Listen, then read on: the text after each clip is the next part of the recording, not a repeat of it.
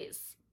Okay, so now I fixed myself up and I was like, the energy was so low. I was already so like off that I did not doll myself up the way I would have liked to doll myself up. You get, I was just cute, yeah, but I just did it with like very low energy, and now this time I don't have any expectations, you know. So now, okay, I built over to my friend's res, right? I built over to her res and I got there. She was busy like fixing herself up, you know, finishing off her final makeup touches and all that. You know, the girl was like mini dress, you know, lashes. Yay, girl was going all out, you get. And she had this flatmate.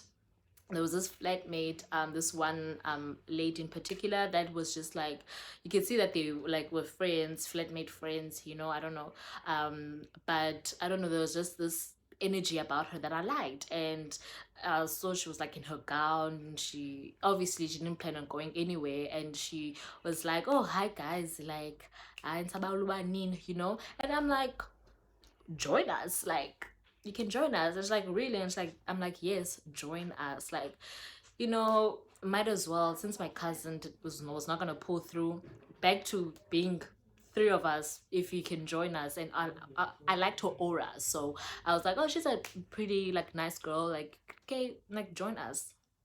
Okay, hi, okay. While Lungisa, she fixed herself up and prepared. We prepared, and well, what was better was my friend's race was not so far from Emonaticon. It was literally like what, a 5 minute drive. Like, it was close by. So the guys pulled through. Now, remember, I have never met this guy. We always spoke over the phone. So, like, it's crunch time. Crunch time. I'm about to meet this guy that I have been talking with over the phone the past couple of months. You know, le Chomika Mobi Dixon. Okay, so they pull through. He gets out of the car. He opens the back door. He was in the passenger seat. I think his friend or cousin, I don't know, was driving. It's a nice car. I forgot what car it was. And then he opens the door. He hugs my two friends, and obviously I'm the last one. And then when he gets to me, he's like, you know, it was like exchange of, he was like that energy, that friendly, energetic energy, you know, that I got from the phone. It was the same exact in person, but just much more hyped. So this tall guy, and he was wearing a white polo neck with the chain. And if you know me, you know that I like my man in polo neck. Like, polo neck, guys, is my weakness. So he was wearing just that. And yeah, cool. Oh, so ready, you know. So then okay, now we get out of the car. We arrived at the venue.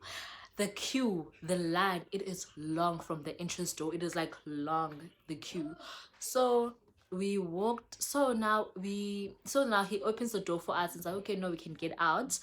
We go to the entrance where the security was. And then the security hands us our VIP tags. And then I can just hear, like, I think it was a lady, or I don't remember if it was a lady or a guy. I think it was a lady in that queue, was like, hi bo, and then kutheni bona bengena nje. Like, we didn't wait in line, we didn't wait in queue, we went straight to the entrance, and the security let us in and put our tags for us. And the security was like, no, they booked, they were already here, like their table's already booked, so they don't have to wait in queue. And then we felt like some type of way, like, okay, you know. So already, man, you know, it was ticks, like, okay, sure. Okay, so now we enter. When we enter the venue, there's like a whole general section there. Yeah, like, there's just a lot of people, you know, there's pipes, alcohol, whatnot. And then you can see there's a VIP section with the white benches and the red carpet. So we were heading into that section. Then we walked, you know, get red carpet, and then the guys appointed to our seats. And as I said already, obviously there were like, I think two girls that were already seated, and like, you know, just gents, you know. So yeah, we sat. Even greeted a bit, but even when they greeted back, it was just so like dull, you know. Le nto bendithetha ke nina slay queens ke. Slay queens. I don't know what's up with you guys. Ingathi you bought that alcohol, the way you act when other girls come and sit with y'all. I don't know why y'all do that. But anyways, so we said now hey, asiyazi, like there's a platter fruits, and then there's champagne, there's cognac, you know. But luckily the gents were gentlemen enough to like offer us the champagnes, like, okay, no guys, here's some paints, here's extra glasses, yeah, make yourself, like, enjoy yourselves. So yeah, man, I had some Vev, and yeah, Vev Brood and GH Mum, I don't know, very nice. Yeah, wait, so I kind of enjoyed my night. Oh, Catfish guy was talking to me here and there, but I saw he was getting flirty with this other hand, whatnot, whatever, but I didn't really care. But he kept on talking to me here and there. Okay, cool. Mobi Dixon naye, he was also on our like affiliate, so it's clear that, okay, yeah, this guy is Mobi Dixon's friend. Okay, so now boxes are being checked here, right? Boxes are being checked here. After the event, they took us. Okay, now after the event, the guy, the Catfish guy, and the friend or the cousin, the one that was driving, okay, they take me, they before they drop me and my friends off, they say, no guys, let's go braai, like, let's go have a braai. Now we go have a braai at the cousin's place. Like, there's this nice big apartment. I'm not sure where it was, but it was just a nice apartment. It was a cousin's. Okay, so we go there and we Catfish Bryce, and Catfish is acting all cute now with me, acting all cute, telling me like, okay, like he's feeling me and all that and all that and all that. And I'm like, okay, nigga, you feeling me, nigga, I am feeling you. So what's happening? You know? So okay. Now, mind you, he's been showing, so mind you, from the minute I met him, he's showing me like this type of life. He's showing me, you know, it's like okay, unemali, kumandi apha, grand, like soft apha. Okay, cool. Days down the line, he says he wants to meet me in person. Like, he wants to meet me again in person, but this time just the two of us. Okay.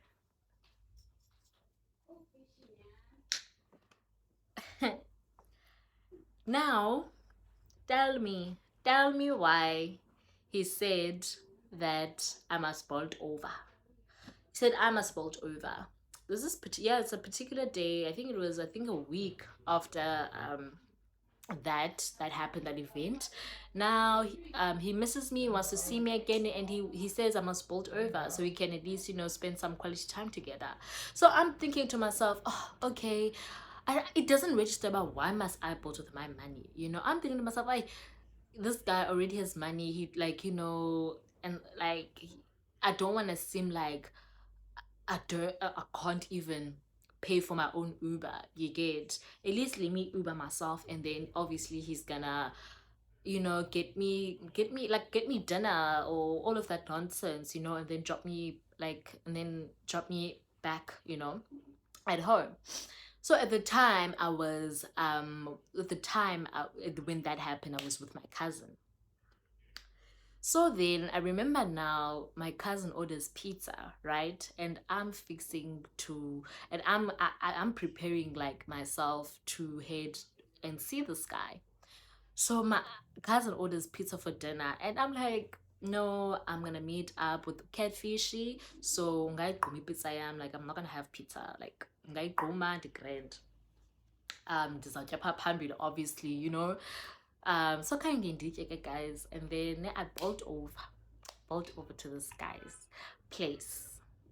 And now it's getting dark because it was around past 6, and it was during Pango June months. So now it gets darker like very earlier. So I get there, and at least, you know, I touched up on myself. I wasn't like, oh, sorry, rewind a bit, rewind. So when I'm like, oh, when I said, okay, I'm gonna come over, when he says he wants to, I must bolt, I must pull through, I must bolt. When I confirmed that I'm coming over and I said I'm not gonna eat pizza moss at my cousin, he says to me that, um, okay, but don't expect anything fancy. Okay, okay, okay, don't expect anything fancy. And I'm thinking to myself, don't expect anything fancy. Like, since he introduced me to like champagnes and all of that, yeah, but I'm thinking, okay, I mustn't expect champagne. I mustn't expect, um, I don't know, man, like luxury stuff, you know. So I'm thinking, okay, I wait too. It's gonna be just a proper, normal, chill dinner, whatnot, and drop me back, you know, drop me back at my cousin's. So little did I know, most my cousin only told me like later on. My cousin told me this is a tip that she told me, and Nyani, like this is facts, like facts. Like now I'm telling you, when a guy says don't expect anything fancy, engqondweni yakho expect noba shack, guys. Like you have to have a picture of a shack engqondweni yakho, like a shack, like the worst. Just picture the worst thing when someone says don't have the expectation or don't expect anything fancy. Have the worst image engqondweni yakho. So when you arrive to this particular place, or you arrive, you know, at least now it's not as bad as what you expected, or it's not as bad as what you prepared yourself for. You prepared for a shack, and then you got a one bedroom type of vibe you get. So when a guy says that, just put your lowest expectations, right. But I did not know that. I did not know that. So I'm like, oh, okay. I bolt over, I get there. Okay, and then I told him I'm outside, I think. And then he's like, okay, I'm coming out. Now he comes out, there's two huge dogs, and I'm demanding my niece and Jason cool. So he gets out, I get out the bolt, and yeah, I hug him, like we greet, he lets me in like the house. So I see like it's a house, and then but we don't get inside the house. Like it's like we're walking a back, like a back room, or being back room. Basically, we entered this back room, and at this back room, it was very small, guys. It was very small. Huge bed, huge screen TV. The bed was messed up, like Nyan, like he was just laying there so when he texted me to come over. Clearly no plans whatsoever, he was just in bed. And I could see by the way he was just wearing, it was just a top, a vest, a top type of vibe, and shorts, like no effort made whatsoever. It was like this guy was just lying in bed and thought of a booty call. Basically that's what registered in my mind at that time. I'm like, oh, okay. But I can't get the jumpy, so I just got in and I sat down on the bed. The guy offers me Doritos, is away. That hi, the things we put ourselves through because of Amadot. Because siyazithanda izinto. Hey. Anyways, so come back, guys. I am hungry. Again, I did not eat the pizza. I left the pizza thinking I'm gonna go have some nice dinner, but this guy offers me Doritos, and then he offers me Coke, and literally like that's all I had that night was the Doritos and Coke. We obviously not going out. We obviously staying in bed because he made me like sit up next to him. So it's clearly this guy was he wants a booty call type of vibe. um so that happened, and then fast forward, I saw that he struggled the next morning to get me a bolt, a car to come drop me off, because I told myself, but I am not going to use my money to go home. Like he needs to pay or something, you know. So I saw that he did something with the e-wallet and requested bolt for me to bolt back. to Amalinda, yo, to bolt back to my cousin's crib.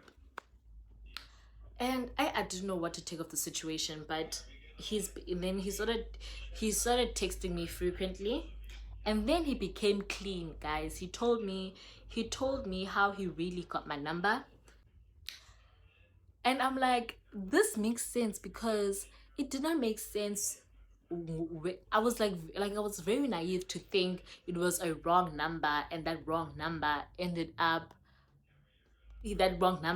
being my number. Apparently, when he told me, Mossy Pillow talks, guys. So he opened up and he told me the truth. He told me that he was bolting. He was bolting for a client, and then with this bolt he had um no, he was bolting for like the car that he was using. It was some owners, he didn't own the car, so he was bolting with the owner's car.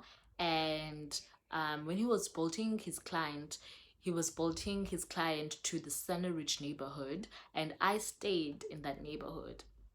So then, the client was a colored guy. He was intoxicated, so he was bolting back home during the night.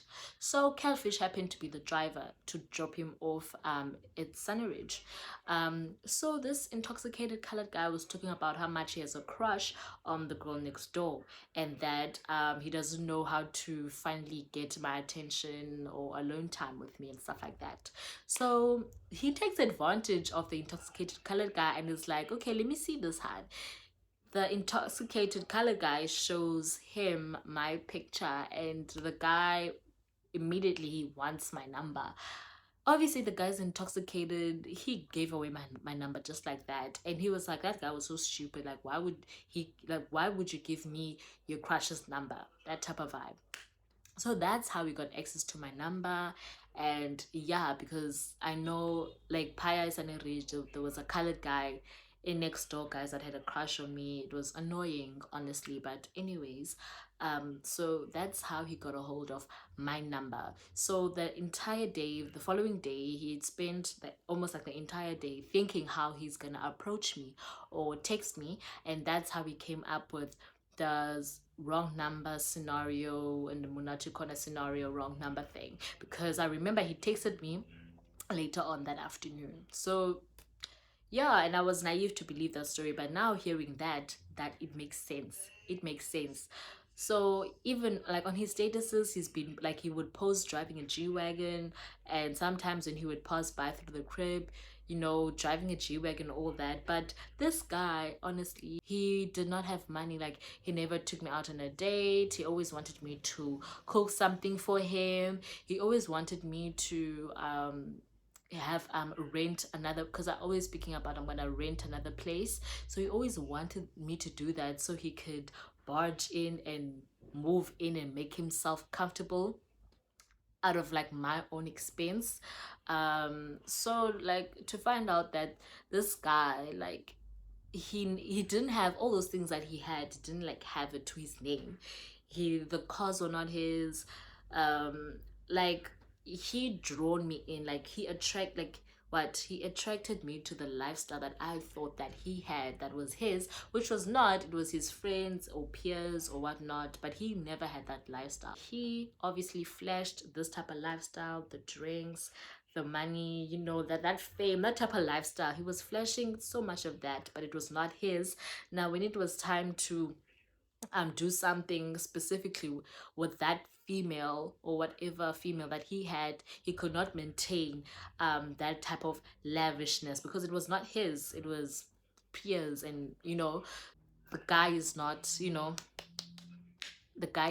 performing, he's not doing the things that need to be done. You find out he's just a broke bum that lives in the back room of his mom's crib. He was a loser, honestly, in my opinion, a loser. And that's why he's a catfish, because you catfish me about, like, your lifestyle was a catfish. That's how Mobi Dixon's friend catfished me, that I thought he had but he doesn't have. Yeah. Anyways, guys, that is the end of my video. That is the end of my video. So please guys, if you enjoyed this video, please like and share this video with your peers. And yes, just comment down below on if you enjoy my story times and if I should do more story times, and I will be back with another video, that I promise. Thank you so much. Bye.